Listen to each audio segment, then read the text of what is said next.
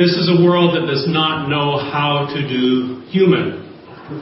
Jesus came to show us this, how to do human.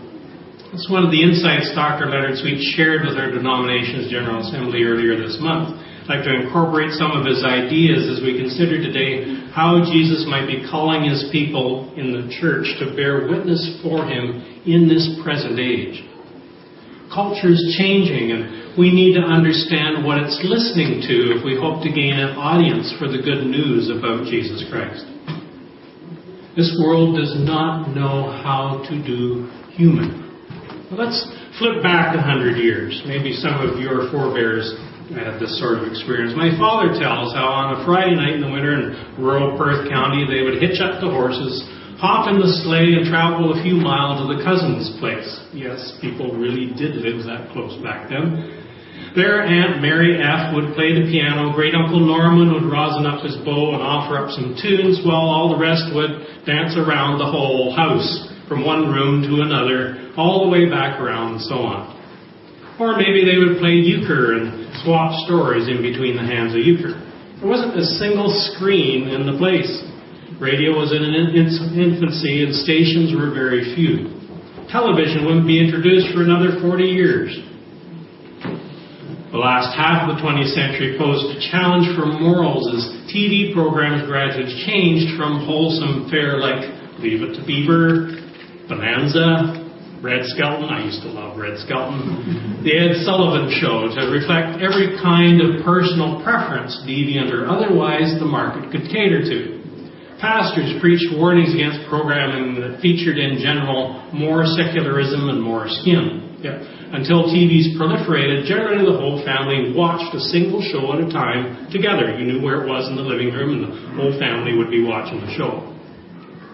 Recently I walked into a home to observe another stage in this transition away from doing human. Yes, in one corner of the room the TV faithfully blathered. However, not one of the several youngsters in the room was paying any attention to it. Each had their iPads and Blackberries on and were focusing on their own personal screens. So the TV's tyranny over the family consciousness, which endured for decades, has been ousted. This truly is the screen generation. Everybody has their own screen. If I don't want to watch what you're watching, I'll choose my own programming. Thank you very much. So a family can be in the same room and not really be present to each other. We're more absorbed in what cousin Sarah in the States or Audrey in Australia posted on their Facebook than in the inner world of the person next to us on the couch. Jesus commanded the church, go into all the world and preach the good news to all creation. Preach to all nations and cultures.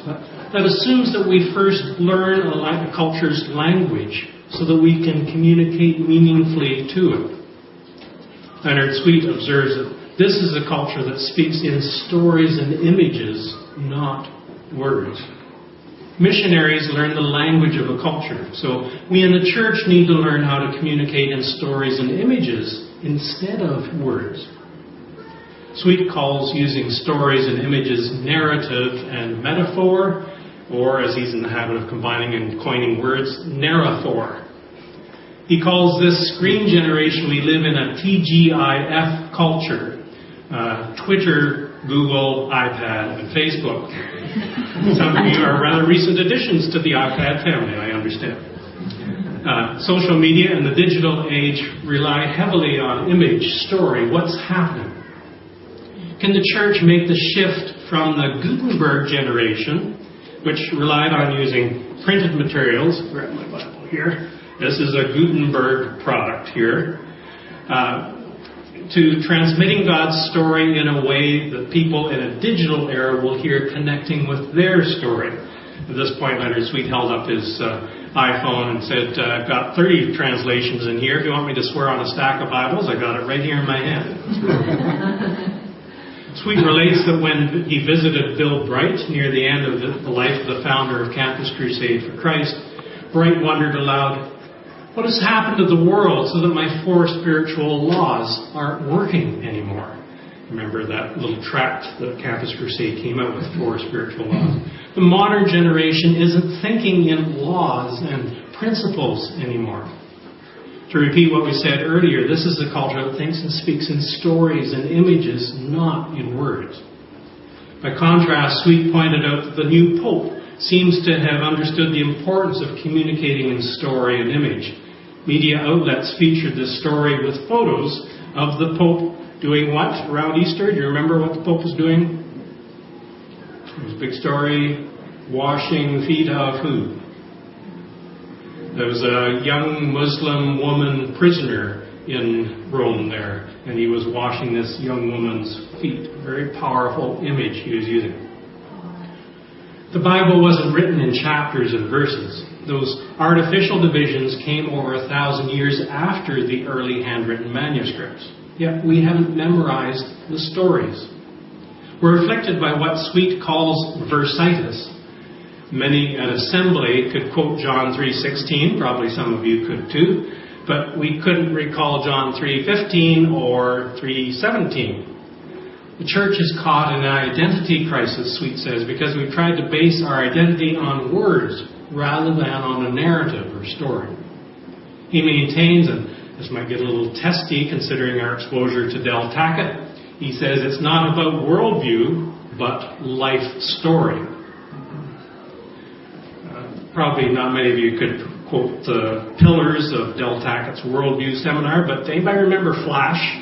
Remember the tattoo artist, and Flash had a story, and so there's the story sticking with us. Jesus, on the other hand, used stories and metaphors to change lives and change the world. We need to learn from Jesus how to tell the story. When he preached, he didn't say, here's a list of the 7 key features of the kingdom. He told stories, parables. The kingdom of heaven is like a lost coin, a lost sheep, a dysfunctional pair of sons. Culture is hungry for the stories of Jesus rather than the verses or words.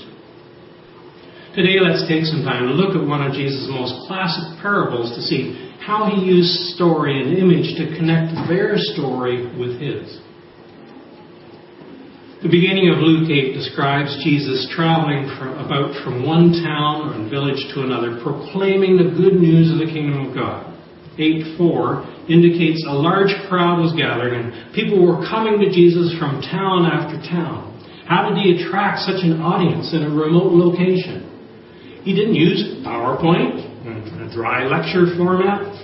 Matthew 13:34. Jesus spoke all these things to the crowd in parables. He did not say anything to them without using a parable. Verse 5, the parable this day featured a farmer who went out to sow his seed. Now, here was something these agriculturally based rural folk could relate to, kind of like we in Huron County could relate to that Chipotle commercial. That's kind of our neighborhood. Spiritual devotion, the faith enterprise, like farming, is a risk. A farmer has to make the painful decision to invest in seed and then bury it in the ground, totally at the mercy of the elements and ground conditions. Seed is good for other things too. You could eat it, sell it, or bury it. You're at least guaranteed some benefit with the first 2 options, but not the third. No guarantee. And you'll never see a harvest unless you have faith. Take the risk and bury the seed beyond hope of reclamation. Becoming a Christian can be like that. To let your classmates know that you follow Christ can be to bet the farm, to bet your popularity.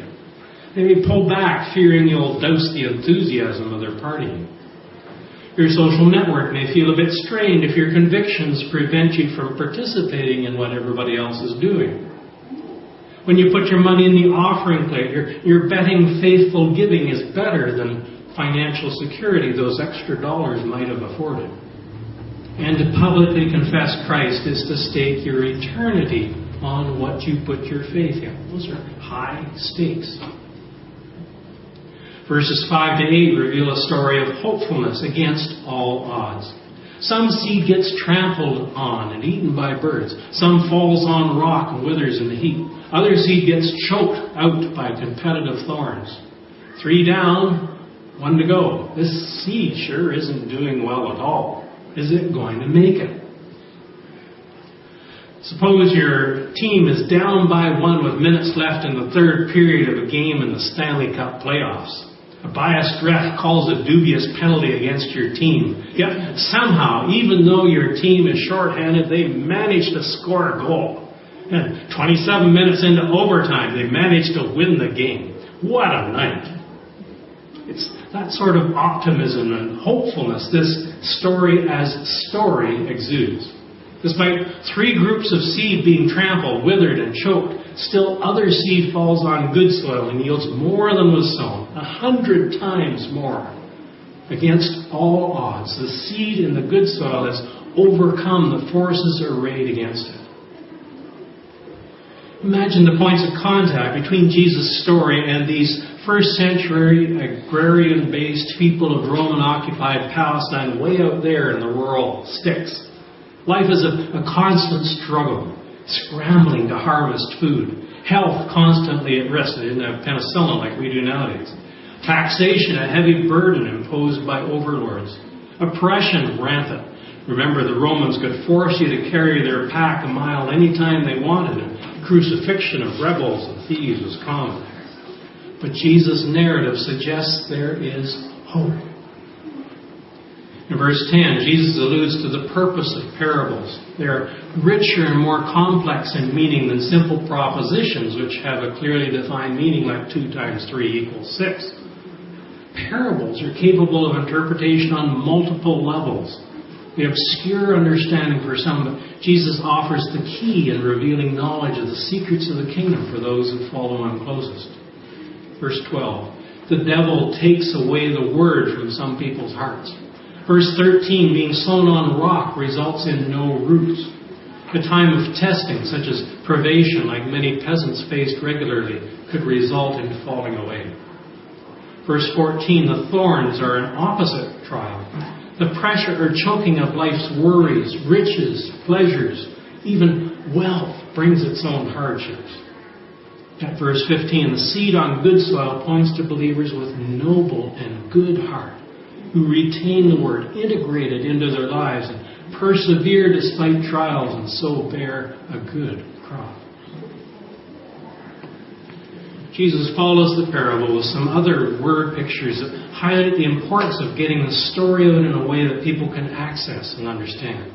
Verse 16, we're to put a lamp on a stand so others can see the light rather than hide it in a jar or stick it under the bed, or maybe even going to catch fire. Sweet noted, many of us learned the gospel on a flannel board at VBS. Anybody remember the flannel boards? Yeah. What's the equivalent today? Maybe the gospel in Lego instead of stained glass windows. What about the church picturing Bible stories and painted murals on walls of rented buildings? How do we build on culture's desire to play? Hold Christian soccer camps or hockey for fun with genuine sportsmanship? When Blythe is at Street Fest this summer, what about doing some street dramas, Covenant Players style? Verse 17.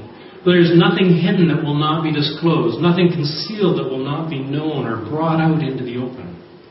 God wants to get the word or story out, to reveal and make himself known, not bottle the message up. How can we unpack the narrative about Jesus meaningfully, artistically, in such a way that culture will give it a hearing? Jeff Bowman posted on his Facebook some of the graffiti walls at Pitch and Praise that just came down last weekend. The kids were doing graffiti very colorfully on these walls. Good graffiti. Verse 18, therefore consider carefully how you listen. Whoever has will be given more. Whoever does not have, even what he thinks he has will be taken from him. What are you listening to, giving your attention to in your spare time? Is it adding to or detracting from the richness of your relationship with Christ? What's getting in the way, obscuring, choking, trampling, or diverting, like birds snatching the seeds, your concentration on what God is trying to show you? Jesus noted the seed that fell on rock or shallow soil like some parts of this province where you have Canadian Shield close to the surface. Such seed had no depth of soil, so it withered because it had no moisture. Are you carving out enough of your day to give your spiritual life some depth? Or do you just grab a verse here and a song there? It takes time to develop roots, margins, in order to patiently, quietly listen for and incorporate God's whispers. Jesus warns that we don't have, perhaps if we're spiritually anorexics, even what we suppose we have will be taken away. Here then is a caution against a shallow life, such as watching vapid sitcoms all evening. I know it's a temptation. A cluttered life, preoccupation with materialist concerns. Maybe you're always checking the stock market. Oh, it looked pretty good lately, 4% last month. You can crowd out spiritual richness that way. And an unsupported or too solitary life, only surrounded by unbelievers who perhaps unintentionally constantly pick apart your spiritual moorings. Find a supportive church, a friend, or small group that will reinforce you spiritually as you haltingly trace the Master's footprint. Where does the story of Jesus intersect here? Jesus, the suffering servant, became trampled and beat up, deprived, choked, strung up for our salvation. Look at the figure on the cross to see how far the Son of God went downward, being buried like a seed in the ground, that He might produce a bountiful harvest of the blessings in the life of you and me, sinners.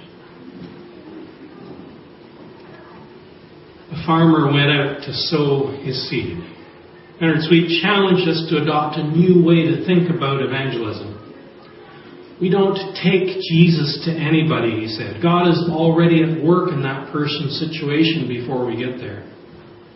The first step in evangelism is not show and tell, but shut up and listen. Draw out their story rather than trying to lay on some external story. The second step is then to connect their story to Jesus' story. For instance, after they've shared some of what's been happening in their life, perhaps a problem they've encountered, you might respond, wow, God's really been up to something in your life. Or, seems to me Jesus has been messing with you big time. And don't forget, it's not that you've arrived and they haven't. We're all under construction. Once during a snowstorm, Sweet was following a big truck rather closely because of poor visibility. When it started to clear up a bit, he backed away from this truck, and then he noticed lettering high up on the back end of it saying, "Caution, construction vehicle, do not follow." All of us have areas in our lives that are under construction. Our task is to make disciples of Jesus, followers of Him, not ourselves. Otherwise, we might be reproducing our problem areas. We're construction vehicles. Don't get them to follow you, get them to follow Jesus. Our Sweet close, referring to the words of Ruth Bell Graham, Billy Graham's now deceased wife, chose for the epitaph on her tombstone. If you go today to her grave, this is what you'll see written there. This is it on the screen. End of construction. Thank you for your patience. Let's pray.